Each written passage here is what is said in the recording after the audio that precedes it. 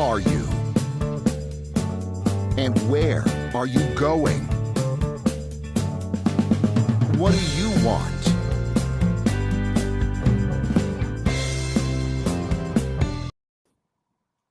Hello and welcome to People Making Money. I'm your host, Kevin Bemmel, and I'm here every Wednesday at 10 a.m. Pacific time to talk about job hunting, starting and running a business, and building wealth. So the whole financial side of life.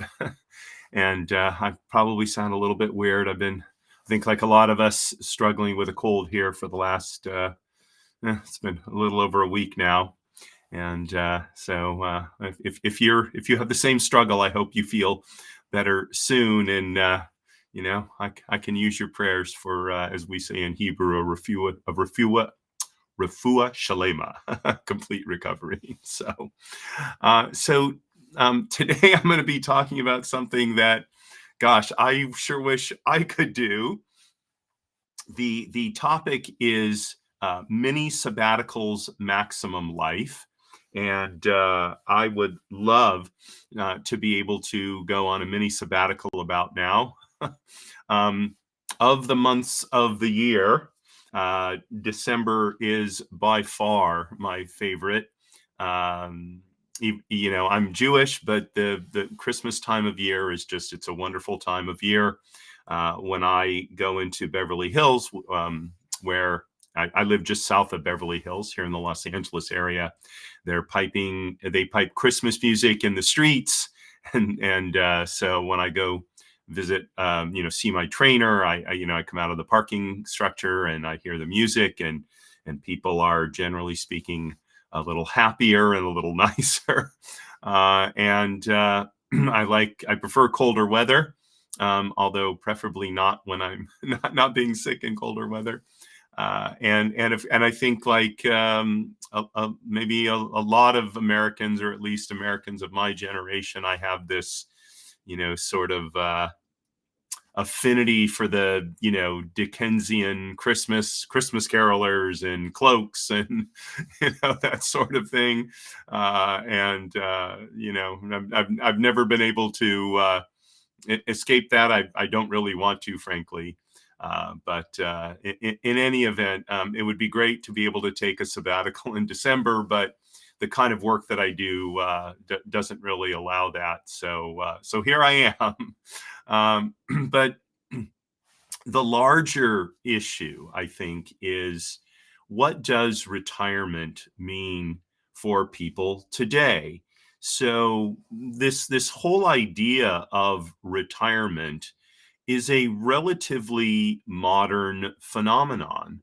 So if we go back even, let's say, 150 years to the latter part of the 19th century, so there was really no such thing as retirement. So the wealthy class, or the upper classes in England, so while they worked, for the most part, if we're talking especially about the landed gentry, they didn't work in the same way that we think about work, where, they go to an office or they have a profession or something like that.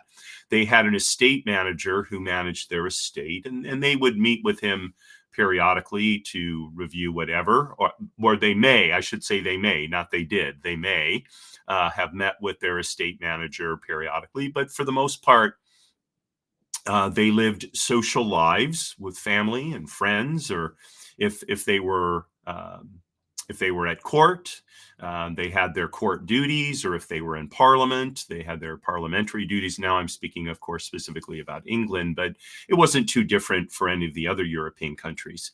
Here in the United States, not too much different. We don't have a landed gentry, or at least not a formal landed gentry, meaning an upper class that who derives their wealth from the land that they own. But the wealthy class in the United States, especially if it was generational wealth, so women in particular, they paid visits, they made calls, they maybe got involved in charity work, maybe some got involved in some political things like the women's movement. But for the most part, upper class women didn't do anything that would even remotely resemble work. And the men too, while they might oversee their wealth, um, in many cases, they did not. They had people overseeing it for them. Or if we're talking about someone like an Andrew Carnegie, so he overseed his wealth until the day he died. So there was no such thing as retirement, even for the wealthy.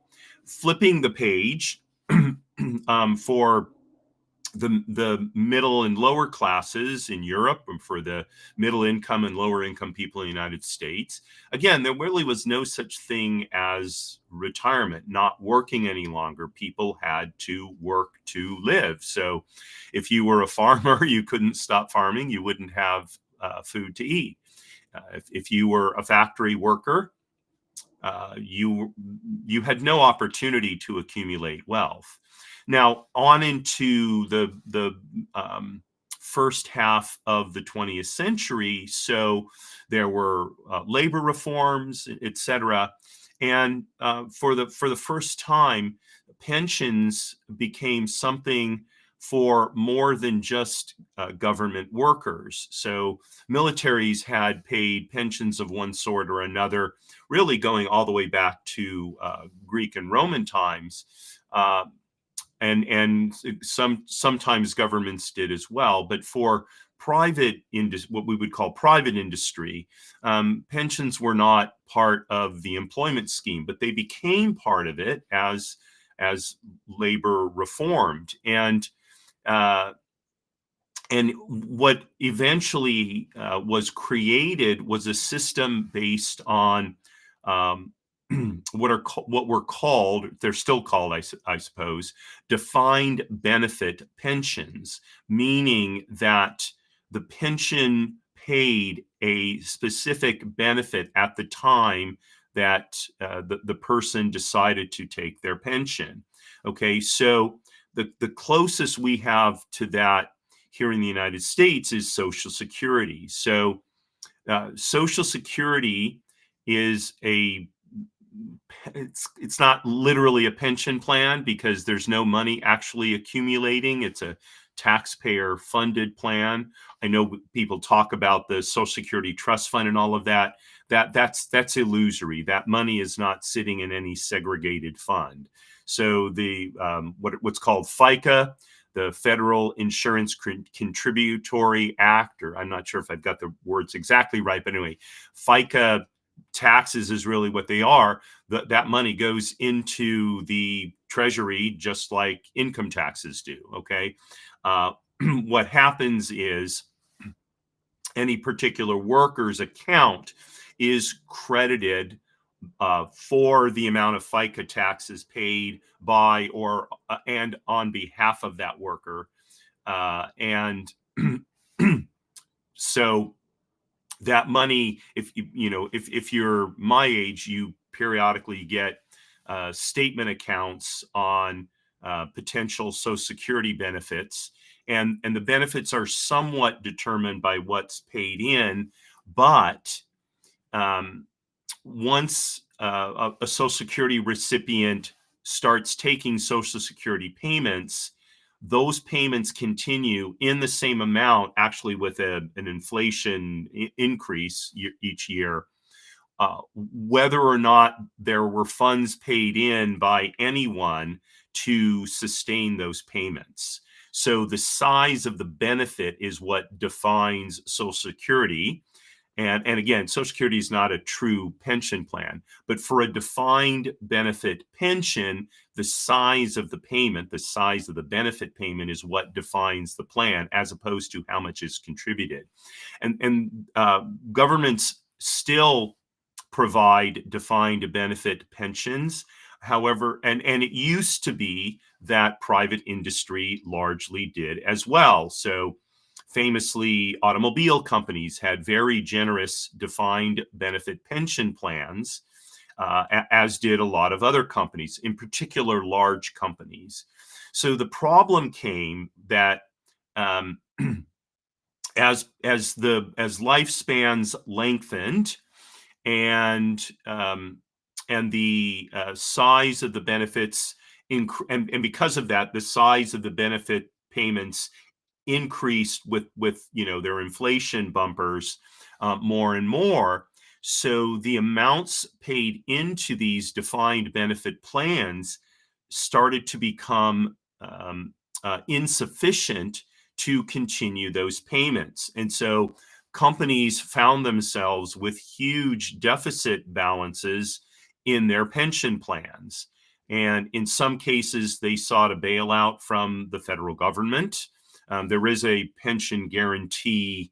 It's not a department, but anyway, there's a pension guarantee sort of thing in the government.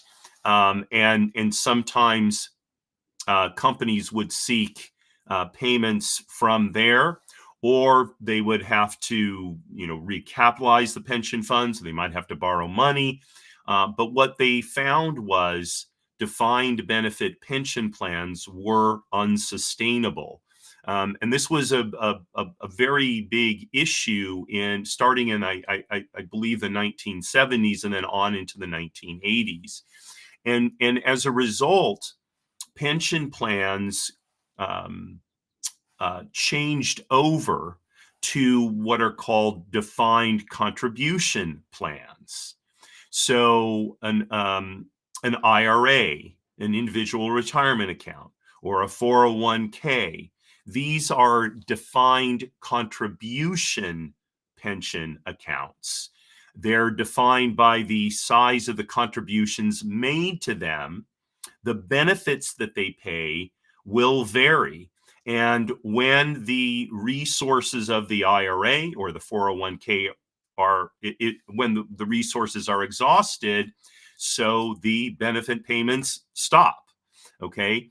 And, in some cases, companies offer matching dollars to these, in a 401k plan, as you may have something like that.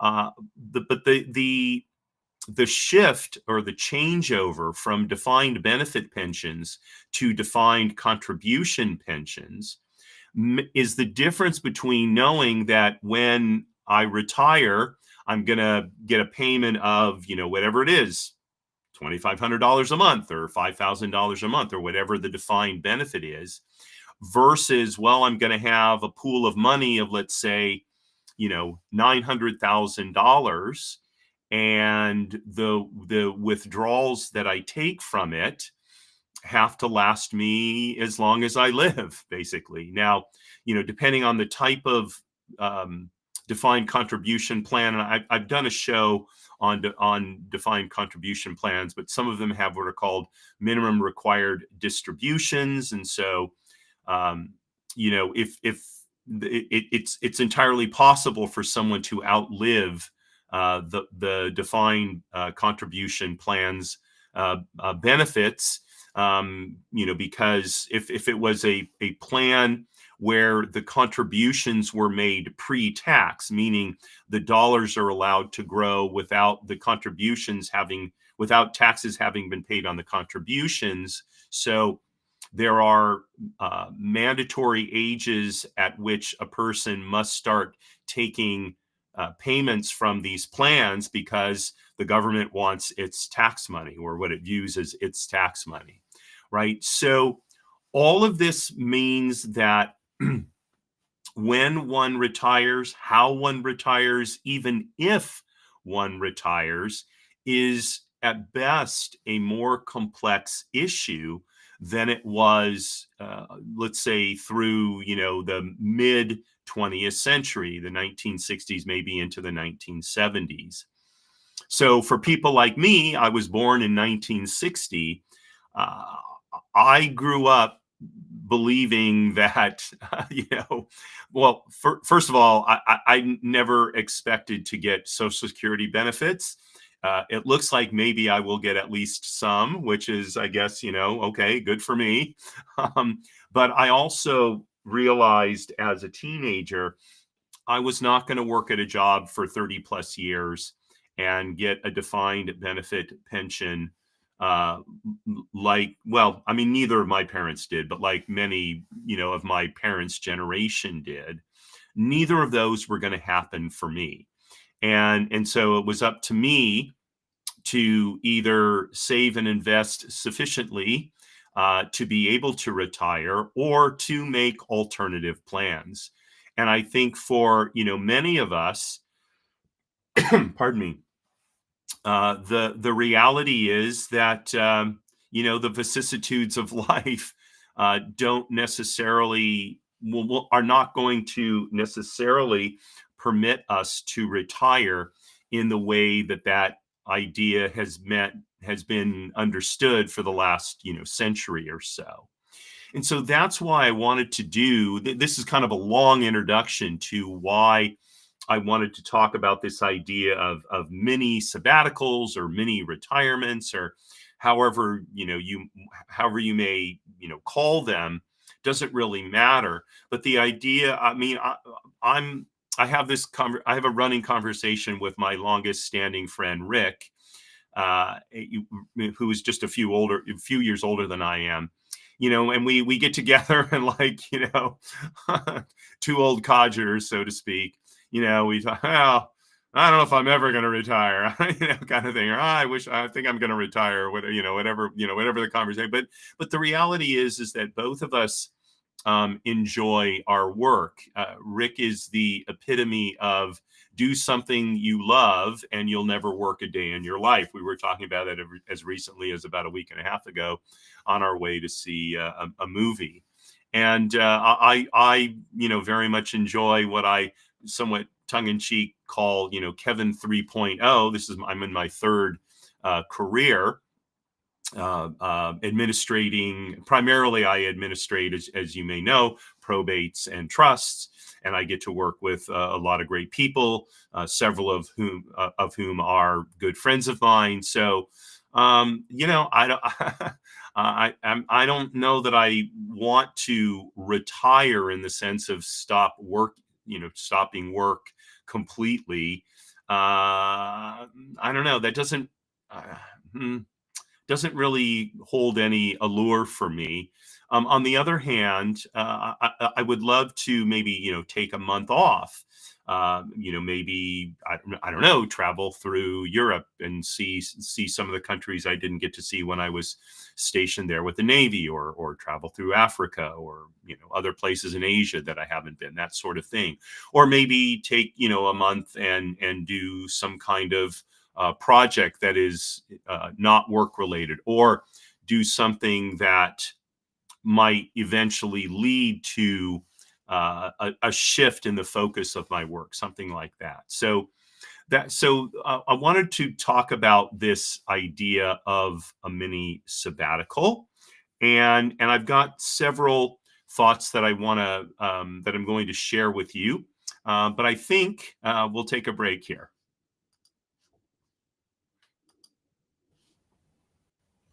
When life brings unexpected changes, managing inherited property shouldn't add to your stress. Magnum Properties specializes in probate and trust real estate management. We handle the complexities while you focus on what matters most. From property maintenance to tenant relations, from legal compliance to maximizing value, we're your trusted partner through every step. Magnum Properties, Inc., turning property challenges into peace of mind. Call us today at 213 264 4396 or visit magnumprops.com. So this is People Making Money, and I'm your host, Kevin Bemmel. And today I'm talking about mini sabbaticals, maximum life, and I shared some kind of introductory thoughts on why I think this is something for many of us to consider, in contrast to the traditional idea of retirement, where at some point we stop working completely and essentially for the rest of our lives, and we're living off of pension benefits or whatever. So uh, the idea of a sort of traditional retirement, it's very focused on this sort of single, somewhat distant milestone where you're going to stop working entirely. And I mean, I suppose for some people that's motivating. That's never resonated with me. But I've read about various people who I want to retire by the time I'm 30 or by the time I'm 40. I think what they really mean is they want to have enough money that they don't have to work at doing something they don't want to do. Because the idea, I mean, retiring at 30, you're going to live the next, who knows, 40, 50, 60, maybe 70 years doing nothing productive. That's not healthy. It's not healthy emotionally. Don't think it's necessarily healthy physically. Um, Working means that we're accomplishing things, we're interacting with other people, we're adding value to our communities, to our states, our countries, even the world, depending on what we do.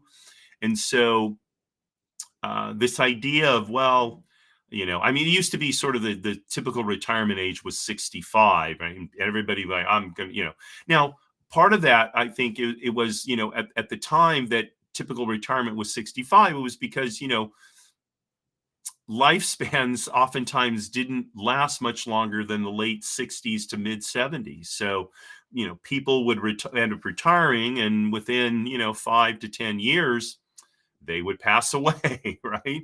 Now, where it's common for people to live into their 80s, even their 90s. And I remember this is maybe a year ago or more now, seeing a billboard on Interstate 5 that said something like whatever it was, 30 or 40% of children born today are going to live to be at least 100 years old, right? So lifespans are lengthening significantly. And I mean, so to retire at 35 and live for another 35 or 40 years, how are you going to make those years meaningful? So I think too that this is something to think about. So the idea of micro retirements or mini sabbaticals or whatever we call them, so they intersperse work time with breaks throughout your career.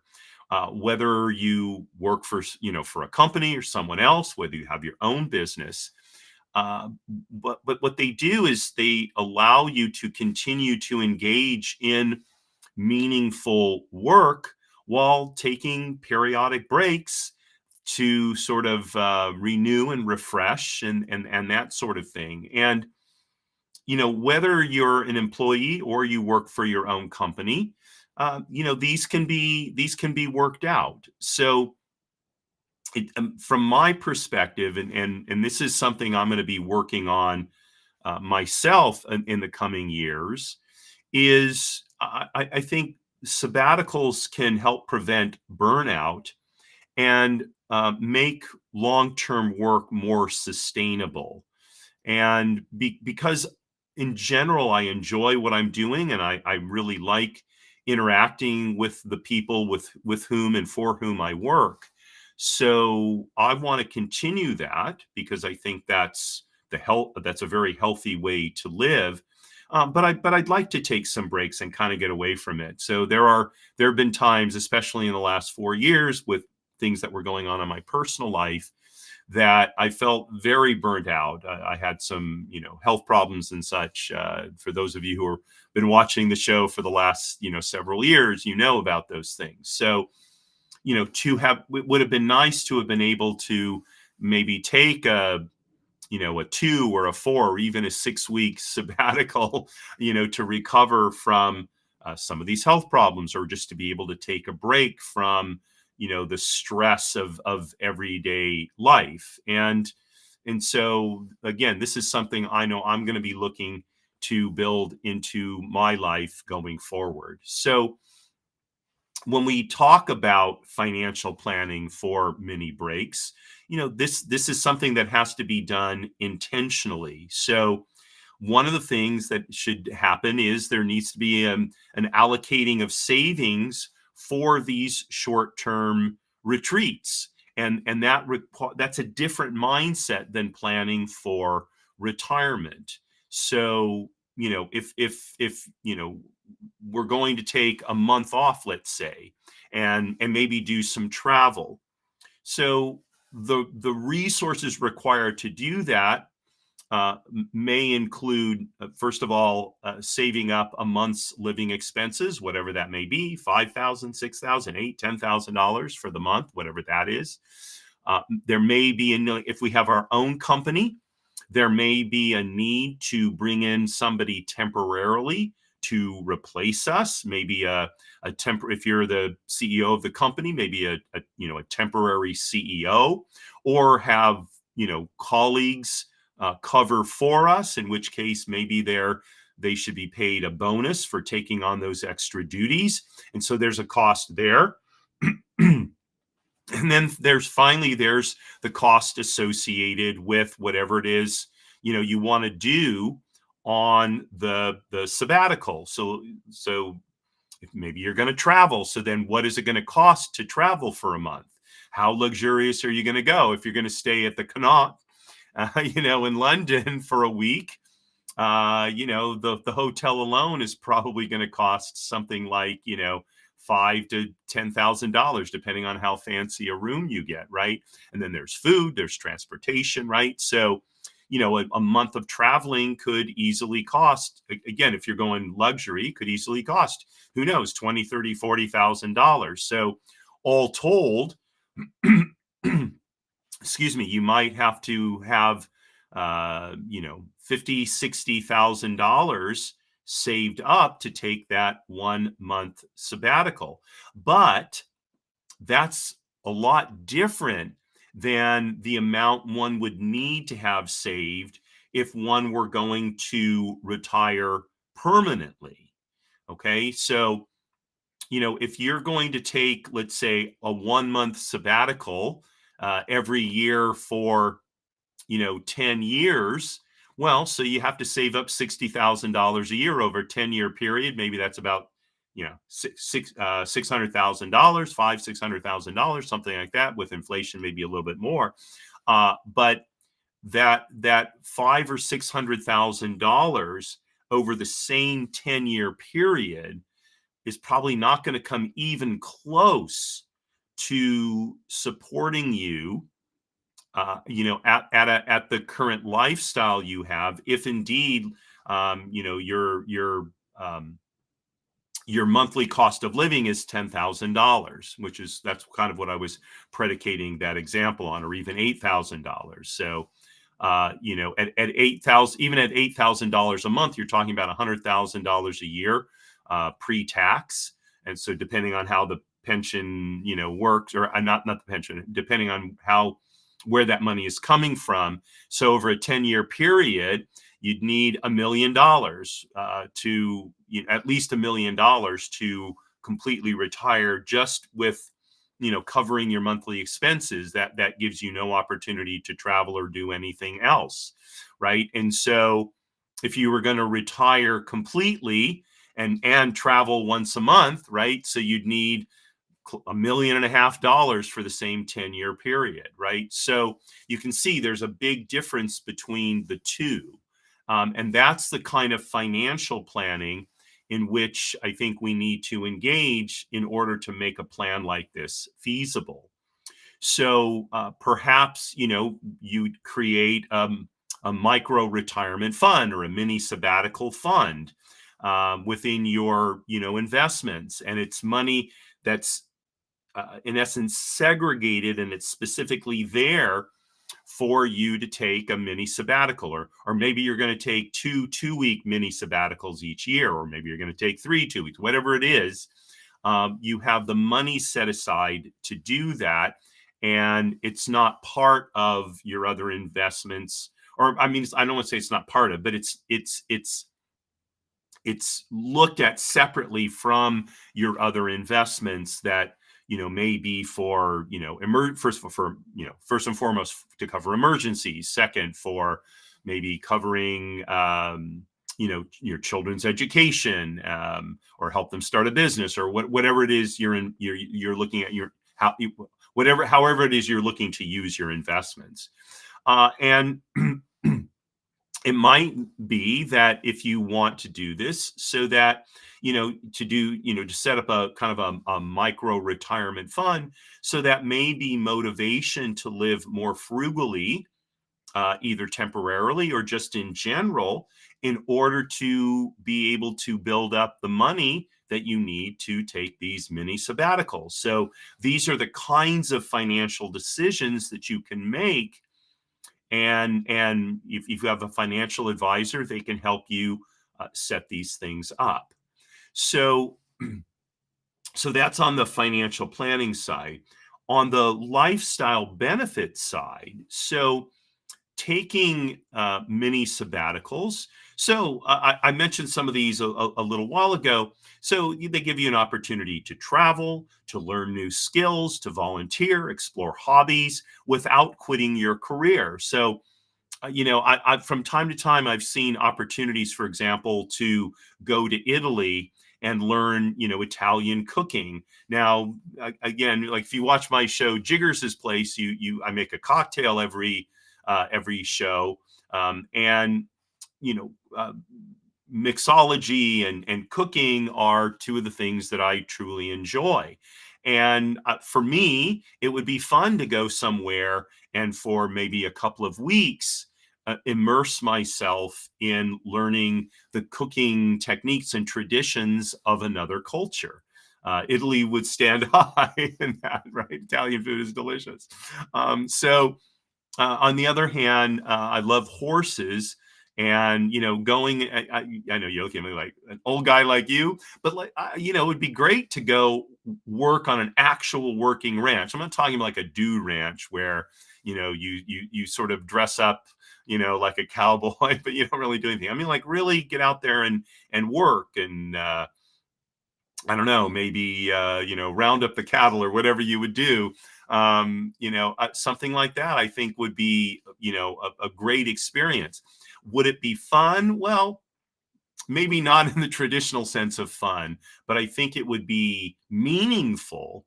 And to have meaningful experiences, I think is at least as important as having enjoyable experiences. So I think from a lifestyle benefit, that's one aspect of mini sabbaticals. Another is, you don't, I don't know if you hear about this as much now as you used to, but you used to hear a lot about work-life balance. I think that's a misnomer at best. I'm not sure that balance is the right thing, but what is relevant is that, kind of like Ecclesiastes, a riff on that great writing. There's a time to work and there's a time to play, right? We can't work all the time. And if we define play in a very broad sense, where especially if you don't enjoy your work, right? Play just means doing things that you enjoy. So that helps create a better mental health environment for us than, uh, you know, not taking such breaks. And I was talking to my friend Michael about this on Monday night. You get a week's vacation and you spend the first 3, 4, 5 days just decompressing from work, right? So maybe you have 1 or 2 days left at the end of the week where you're sufficiently relaxed from all the stresses of work that you can maybe enjoy yourself. But the day before your vacation ends, you start getting back, I got to go to work the next day and blah, blah, blah, blah, blah, right? So having a longer break can be mentally better, more efficient, healthier, however we would describe that from a lifestyle standpoint.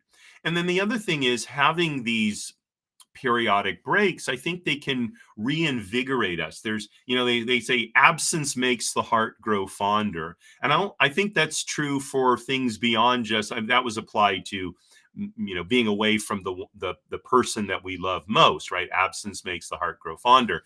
But I think that being away from work, being away from our colleagues, gives us a chance to miss them, to miss the activity, to miss the challenges, to miss even the aggravation on some level. And so we can reinvigorate our careers by, going and doing something else for a period of time and then coming back. Maybe we learn something new that we can bring to our work that can make it more interesting or even more profitable. Who knows, right? So these are the opportunities.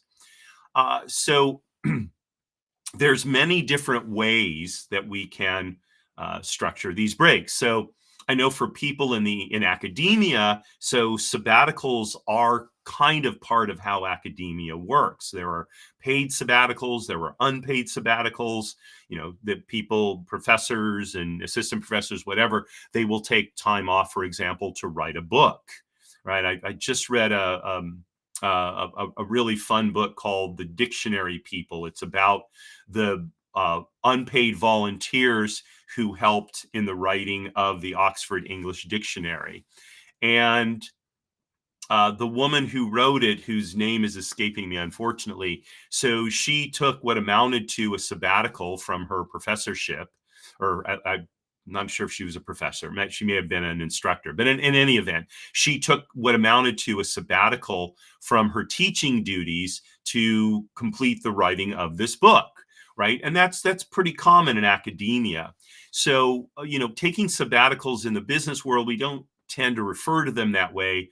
But in any event, we can take paid leave, unpaid leave, maybe work out some kind of flexible work arrangement, take, an extended vacation. Maybe part of it is paid vacation and part of it is unpaid vacation. These things can all be worked out. They can be negotiated.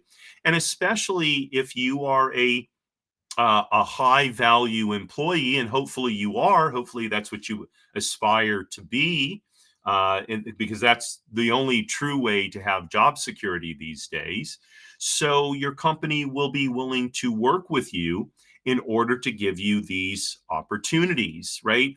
And I think today, perhaps more so than ever, companies are open to these kinds of situations, because this is something that younger workers, I think, are much more interested in than any previous generation. The idea that they're not living to work, they are working to live, and that's a very healthy perspective. I think people, my age and Generation X and such, I think we wrongly, we're wrong when we condemn younger people for not having a sole focus on work, and for wanting to have work situations that allow them flexibility to do things like travel or engage in meaningful hobbies. I think the younger people who do that will live much more satisfying lives. They'll live, and they'll have more enjoyable relationships, because they'll have friends and such within a number of areas of life. So all of that is much more positive than it is those of us who, I started my first business when I was 26. I've had my nose to the grindstone pretty much since then. First with my first company, and then joining the United States Navy and working, anywhere variously from 50 to sometimes 80 or more hours a week, right? Not exactly a way to create longevity.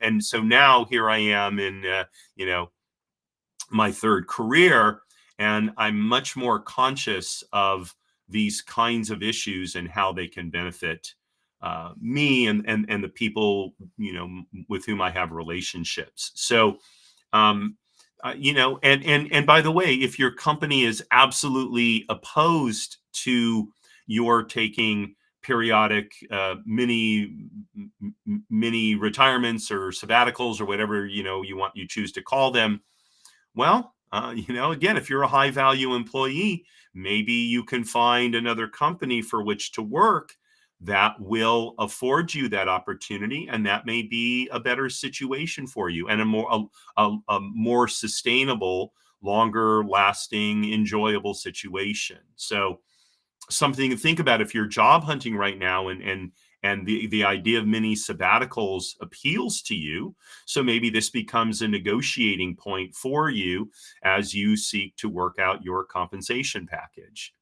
So, as we look beyond the confines of the United States, I think, because of our Puritan heritage, is a very work focused we have a very work focused culture and society. But if you go to other countries, in particular Europe, you'll see that long sabbaticals or extended leaves are more common and are much more culturally accepted. So I can't speak for Asia in that regard. My sense is probably Asia and the United States are more similar in their in our work focus. South America, I think, is probably more European in its focus. It's a more relaxed society in that sense. And so, you know, at the risk of I don't mean to lapse into politics here, but not everything about American culture is ideal. Can we all agree on that? I hope we can, right? And so you know maybe it's time for us to re-examine this issue, and in light of how other cultures look at time off, and perhaps modify our thinking. I'll put it that way. So again, micro retirements, sabbaticals, they can really expand our horizons. They can allow us to engage with different cultures in different activities. Look, you can be in business and you might decide you want to write a book and you want to take 2 months off to write that book. Hey, that's wonderful. If you can work it out to do that, tremendous. And writing that book could be a truly broadening experience for you, right? And so that's where I think there's the most benefit for mini sabbaticals is how they enrich our lives. So finally, I think that look, regular breaks, they can help us prevent burnout, they can reduce stress, they can improve our focus when we are working. And look, if we have a family, right, there's opportunities to bring our families along, to show them there's a different, indeed a better way to live our lives. And what I mean, I don't know, I think it would be wonderful if I had a family, which I don't right now, to take a 2 week or even a 1 month sabbatical with my family, where we go perhaps and engage in another culture, or we travel, or we do some project together as a family. What a wonderful way to build closer familial ties than by having these amazing experiences together. In this regard, I find myself perennially jealous of my friend Rick, whom I mentioned earlier in the show. His family spent time in Africa. This would have been in the late 1960s, early 1970s, as I recall. I don't recall exactly what they did there, but it was a bonding experience that has paid dividends for decades afterwards. And kudos to his parents for taking, for creating that opportunity, and bringing Rick and his sister Roxanne along. Um, you know, their lives were immeasurably enriched by that experience. And I think the other thing is that taking these periodic breaks, they encourage a mindset of enjoyment and fulfillment throughout life, not just after we stop working.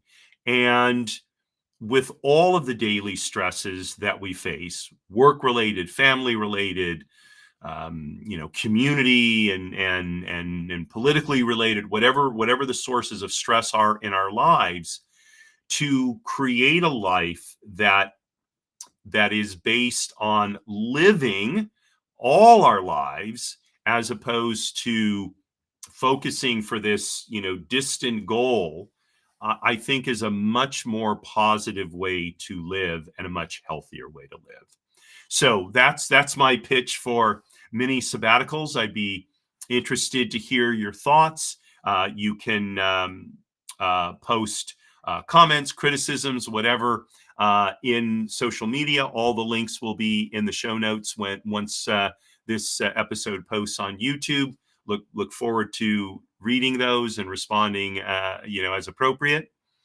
Let's see. Then tomorrow at 5 p.m. Pacific time is my show, Jiggers' Place. We're going to have a cocktail and a schmooze as we head toward the end of the week. And then next week, I'll be back with the full slate of the Way to Wow shows on Monday, Tuesday, and Wednesday morning at 10 a.m. So I thank you very much for joining me. Always love to see my live viewers. And I wish you a wonderful rest of the day. Signing off as I always do. Marie, darling, you are my bell. Courage at all times, my friends.